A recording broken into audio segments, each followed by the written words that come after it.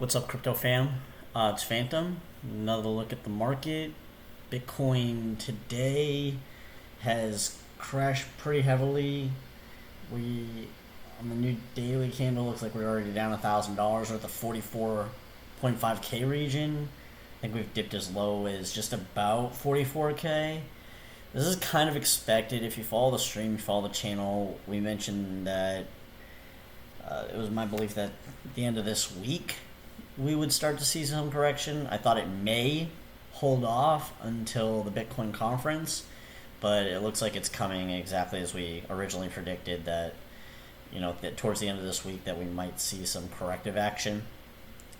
I'm not worried about this corrective action. This kind of pullback is healthy. The markets have to pull back before we get further continuation. You can see it in the last few bull cycles that we had a couple weeks of pullbacks, couple weeks of pullbacks before we make our next moves up. It's normal in a market cycle to have for Bitcoin to take a breather, some people to take profits, and also to have Bitcoin consolidate at price structures. So as long as we don't break this support area that I've drawn, I'm still remaining on the bullish side of this. I think this is just a healthy type of pullback. I'm interested to see what the S&P looks like tomorrow. The S&P started to pull back at the end of the day today, so it may be indicative in its early trading on the direction that Bitcoin's going to take for tomorrow. That said, I'm not overly panicked. I'm not overly worried about this. I think this is still bullish in nature. We haven't broken any major support levels that we've created. So, and at the end of the day, even if we do break this support level, I think as long as we stay above this trend line that I've drawn, I'm going to remain bullish. So that trend line is going to continue slowly but surely moving in the upward direction. So yeah, as long as we hold the trend, hold support, I think we're still holding on to bullish momentum. We can have days of pullback and still be healthy. So I was watching we're watching altcoins yesterday. I don't think there's much value in watching them until Bitcoin finds a level that it wants to remain at. We mentioned IOTA on the stream, and it did pump at the start of the day. It got just shy of 95 cents, so it was like a 5% gain if you clipped it at the top. I got stopped out. I bought it at about 90 cents, and I had my 98-cent sell order, and I got stopped out. I didn't lose much. I tight stop losses until Bitcoin really decides what it wants to do as far as direction's concerned. So I'm more than happy to take those types of risks. Obviously not financial advice, but I do keep really tight stop losses just in case the market corrects like that. So we take a 2% loss, but generally on my swing trades they're 10% gains, and I have many more gains than losses, so I always come out favorable. Just with the volumes there, it's worth taking the shot at it, and Bitcoin just had a different opinion on the day. So it was doing really well. It was trending up during the day today, and Bitcoin just decided it chose violence. And when it chose violence, all the altcoins chose violence. So here we are. The fear and greed index is at 50, so we're still in neutral territory, but I anticipate if we have another red day for tomorrow that this is going to crash back to a much more bearish outlook.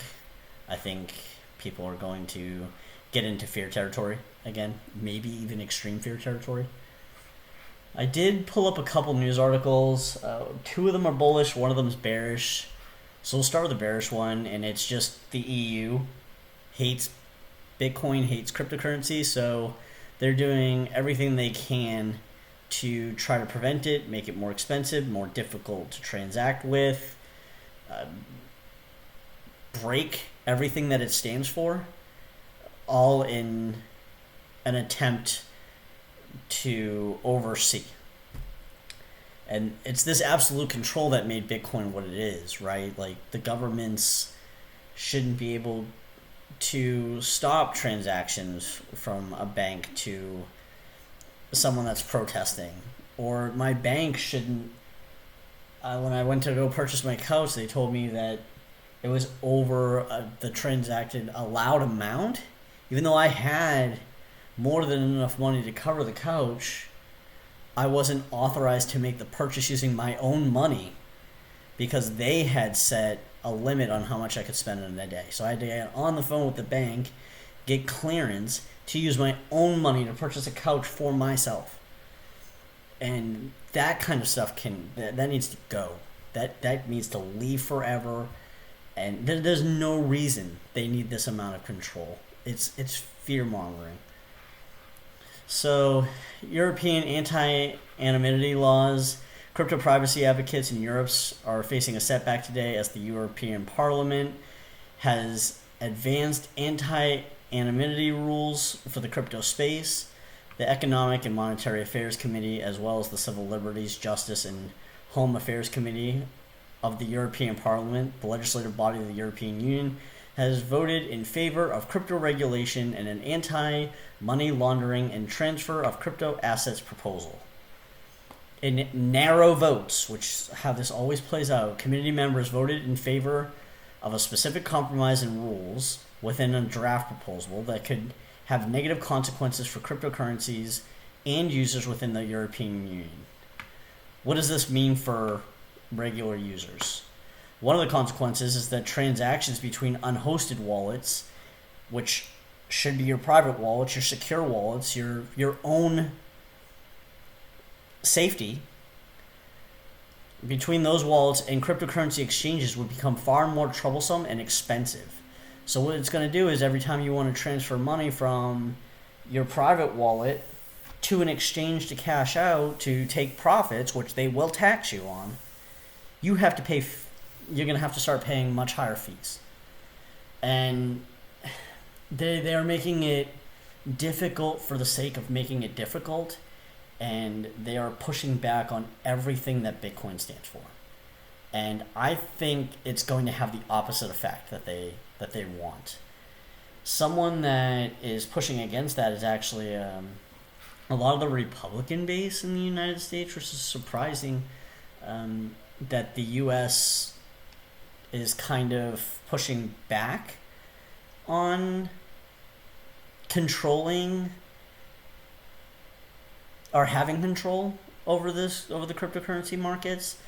There was a lot of people that were, way against Snowden leaking information, and when he saw vast amounts of overreach. Ted Cruz today, he's pro-Bitcoin. The Republicans he's amongst the biggest proponents of the primary cryptocurrency, Bitcoin.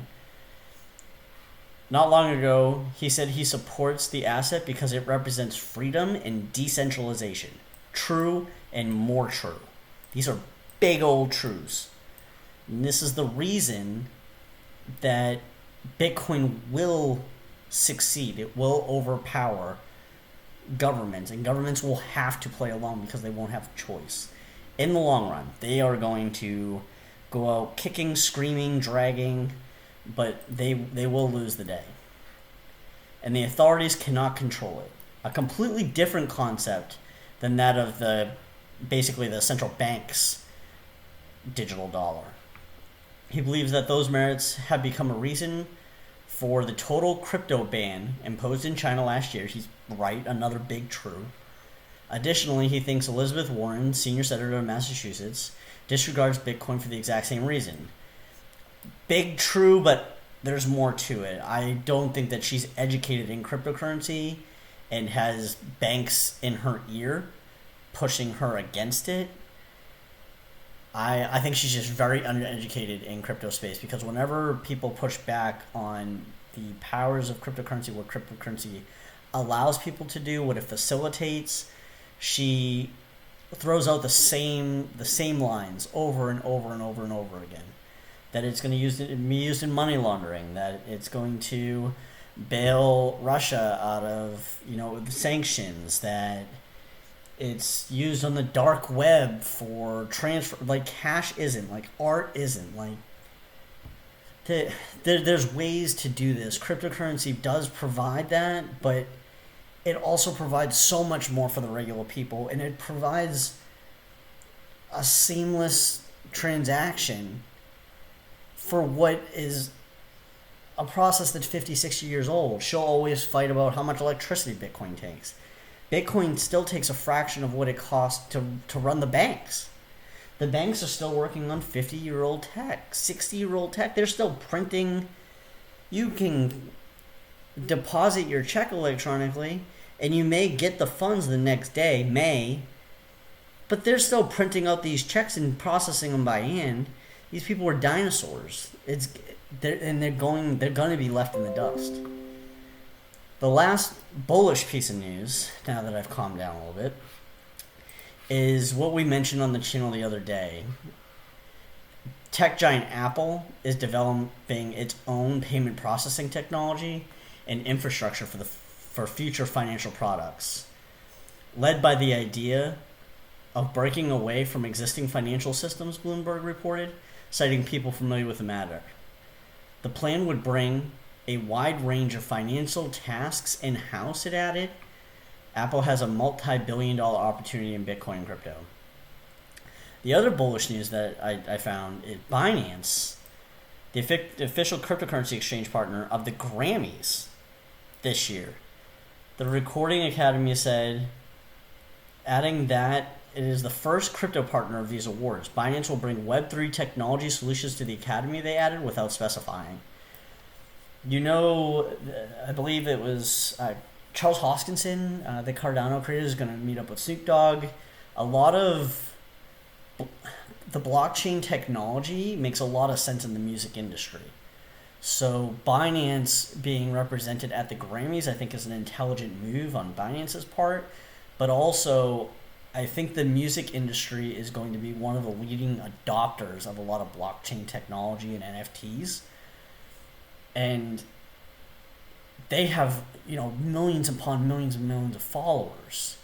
So just the outreach, the education, the awareness that they can bring to the platforms is going to be huge for adoption. So this is extremely bullish news. I'm very excited for it. I hope people watch the Grammys. They may now, since the Academy Awards were so exciting. Hopefully they'll start watching the award ceremonies for the next few, and there'll be a lot of eyes on this when Binance is represented. So just wrapping things up, I'm not really looking at any altcoins until Bitcoin kind of does its thing. Bitcoin figures out what it wants to do here. Like I said, until it breaks this support level, am I going to start getting a little bit nervous that the momentum has shifted or changed? If we break this trend line, then I'll start turning bearish until we drop to the 29K region, I think. So this is the last hold of defense, and this is where I believe that we will hold strong. I think this type of correction is healthy. I think a lot of people are going to take to Twitter and say, I told you this was a fake out, bearish, weak incoming. You're going to get every rhyme and reason of why this is ugly. I am personally just going to be watching the S&P tomorrow, watch its early trading as soon as it opens up, and I'm going to make some decisions from there. So I hope that's helpful. If you do appreciate the content, if you wouldn't mind subscribing, giving a follow, I appreciate it. I'm on Twitter as well. I'm under Phantom, PHANTAHM, and I really appreciate everybody watching. I hope the news is helpful. I hope this kind of brings some light to your day and kind of gives you an inside look of how I'm taking a look at the markets. So that said, I hope you have a great rest of your Thursday. I hope you have an even better Friday. And yeah, until the next video, I'll catch you tomorrow. Peace.